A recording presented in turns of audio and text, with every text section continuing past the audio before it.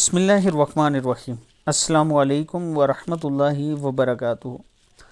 عابد راجہ channel کی طرف سے آج میں اپنے دوستوں کو غم سے بچنے اور قرض ادا ہونے کا ایک نسخہ بتاؤں گا، مطلب ایک دعا بتاؤں گا۔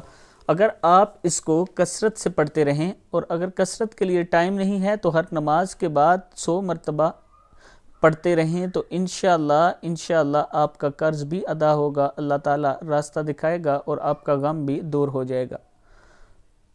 دعا سننے سے پہلے میں اپنے تمام دوستوں سے گزارش کروں گا کہ اگر آپ نے ابھی تک میرے چینل عابد راجہ کو سبسکرائب نہیں کیا تو ضرور کر لیں تاکہ ڈیلی آپ تک اچھی ویڈیو پہنچ سکیں۔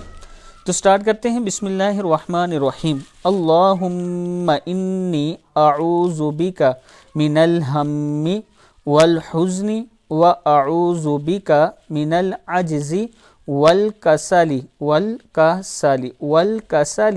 وَأَعُوذُ بِكَ مِنَ الْجُبْنِ جیم پیش با جب نون زیرنی ہے جبنی والبخل وَأَعُوذُ بِكَ مِنْ غَلَبَةِ الدَّيْنِ وَقَهْرِ الرِّجَالِ کیا ہے؟ وَقَهْرِ الرِّجَالِ